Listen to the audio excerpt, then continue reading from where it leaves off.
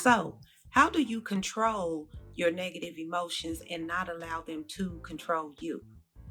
I'm going to share with you guys some of the techniques that I learned the hard way, okay?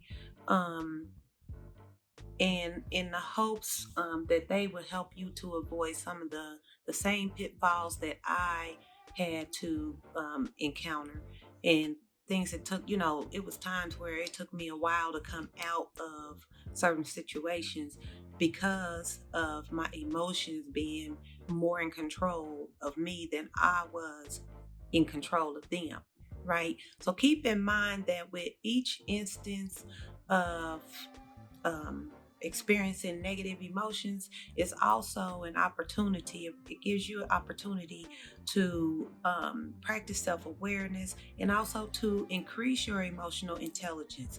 And with emotional intelligence, the more you increase your emotional intelligence, you will also begin to see that you become a little bit wiser every single time you learn to practice self-awareness and use your emotional intelligence to not just react, you know not just react to your emotions and let them just take you all off a course of life basically.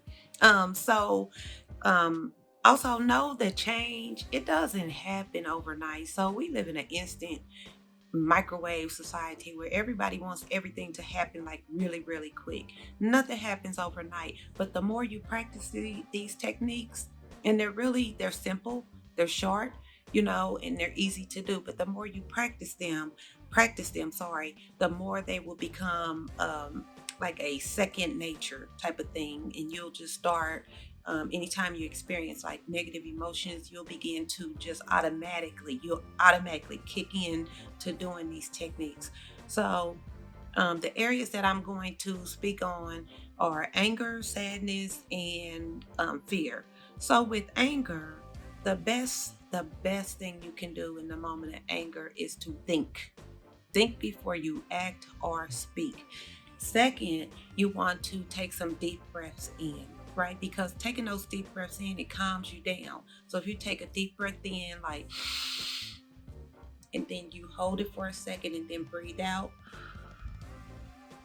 and you do that a few times, it actually does calm your spirit. It calms you down.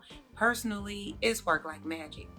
It works like magic for me. And not that I'm sitting around just, needing anger management classes, but I'm just telling you that, there have been times I had to learn this technique. And there have been times in a moment of anger, sometimes your kids can take you there, where you have to just woosah, you got to woosah it out. You know what I'm saying? So that's when you want to use the deep breaths. You know what I mean? So you won't live to regret it. I guarantee you won't live to regret it. Taking those deep breaths in, they help you to calm down. You're able to put things into perspective. Um, you're able to put things into perspective, and get a better understanding in that moment of why you're really feeling the anger that you're feeling, right? So the next technique is to talk it out, instead of allowing rage to take over, talk it out, learn to communicate effectively, and so effective communication involves effective listening. So the only way you have to listen to understand and not just talk because you want to be understood, right? So that, and I'm trying to make these really short so this video don't get too long. But when you learn to release anger so that you're not, it's not building up in you where you're holding a grudge, then you're also able to manage that anger. So it's important not to hold a grudge, and that's what a lot of people do. So holding a grudge does nothing for the person or whatever that you're holding a grudge against. It doesn't affect them at all. I promise you, they go on with their life, living their best life, but it does continue to eat away at you. It does continue to give that person, that scenario, situation that occurred, it does continue to give it power, and for that power to still have power over you in your own life and how you move through life, right? So the next emotion, negative emotion that you can learn to manage, because I don't think we can really control, I don't like the term controlling your emotions, because there are times I don't think that we have control. um there are times we don't have control over how or what emotion we may feel, because it happens. Emotions are natural, you know what I'm saying? But there are ways to manage them. So the next emotion I want to talk to you guys about is sadness. So sadness is one of those emotions where if you don't manage sadness, it can actually turn into depression. And I know, because I was very sad for a long time. I lived in depression for a long time. I was on antidepressants for years. And what I found that helped me, excuse me, y'all, what I found that helped me um, was to get moving, right? Um, well, first, let me say this. When you feeling any emotion, allow yourself to feel that emotion, especially when it comes to sadness. Don't try to not feel what you're feeling, because your feelings are valid. And so that was a life lesson I had to learn about my feelings, because I kind of grew up with um, being made to feel as if I had any emotion that wasn't like happy, happy, joy, joy, then it wasn't a valid emotion, that somehow I was wrong, you know. And so that's the number one thing that I tell people when, like, they say I'm coaching them, is that your feelings are valid. So it's okay to feel sad. It's important to allow yourself to feel that sadness, but not to allow that sadness to overtake you, because then that can turn into depression. Um, I once heard someone say that crying, because I'm one of those people, I don't like to cry, right? So, but I once heard someone say that crying is a way for to cleanse your soul. I think that's what they said. Crying is your body's way of cleansing your soul. It has a way of cleansing your soul. Um, so it's okay to cry. It's okay to be sad, but it is very, very important to not dwell in that sadness. It's very important. What brought me out of depression, y'all, I kid y'all not. Y'all can talk about me later and laugh at me. But I promise you, what brought me out of my depression was activity, was moving my body. Um, I had lost my job. I had got laid off from a job, and I didn't know how I was gonna make it, right? And I got a job. I think I said this in my last video, but I got hired installing satellite. I don't know if I told y'all that. I promise you, I used to install satellite for DirecTV. I really did. I used to install satellite, but that was hard work. I was the only woman. I couldn't believe they hired me, but they did. But I was the only woman doing it.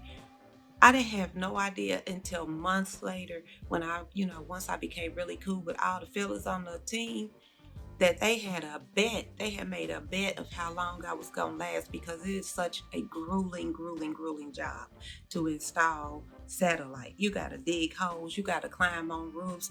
Can you imagine me, the girly girl with the nails, the makeup, the hair? I didn't look like that back then. I wore braids all the time. I was 5 shades darker because I was always out in the sun. But I had on my tool belt, my steel toe boots. I had a big old satellite dish over my shoulder. I had no nails, they were tore up. But yeah, I sure did. I drove the van. I got that 50-foot fiberglass ladder I had to pick up. I had a dent, like a dent and a mark in my shoulder for years from me carrying that ladder on my shoulder. But yep, I did that. But I promise you, that hard work, that sweating, that moving, it brought me out of that depression. The reason it does, that's what made me start really researching, like, I don't feel depressed no more. It's because when you're moving, you get active and all that, you actually your body, it produces, what's it called, dopamine and endorphins. Your brain produces dopamines Dopamine and endorphins. Am I saying that right? Dopamine and endorphins. And those are the chemicals that actually make you feel happy.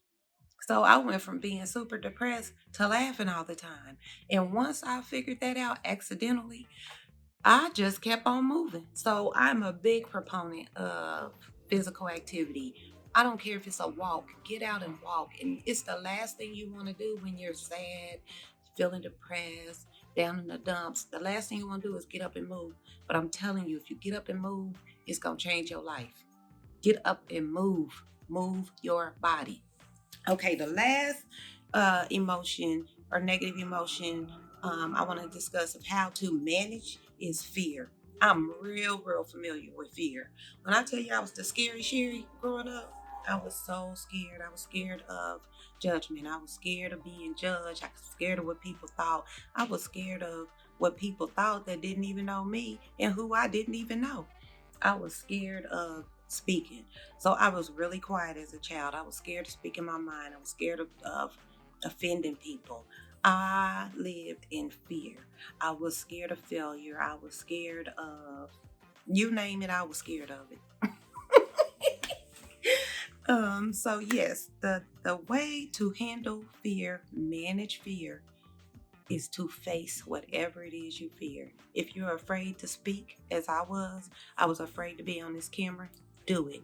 If you're afraid to speak your mind because you're afraid of offending someone you love or just someone period, speak your mind. You can do it. You can speak your mind in a very, what's the word I'm looking for?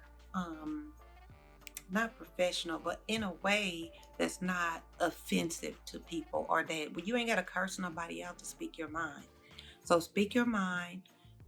Whatever it is you fear, you have to do it because normally the story that we're telling ourselves about that which we fear is way bigger than what we actually fear.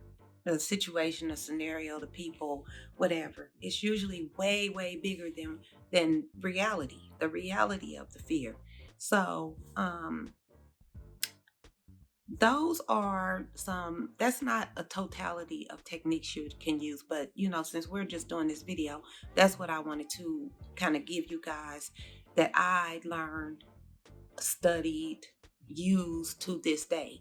And if you use them, start putting them into practice, they'll become second nature of how you actually deal with negative emotions. And you'll find that you won't stay mad, sad, fearful. You won't stay in those emotions long at all. I promise you, you will not. Thank y'all for listening to this long video. I'll see y'all on the next one, okay? Y'all leave your comments and let me know what you think. All right. Be blessed. Bye.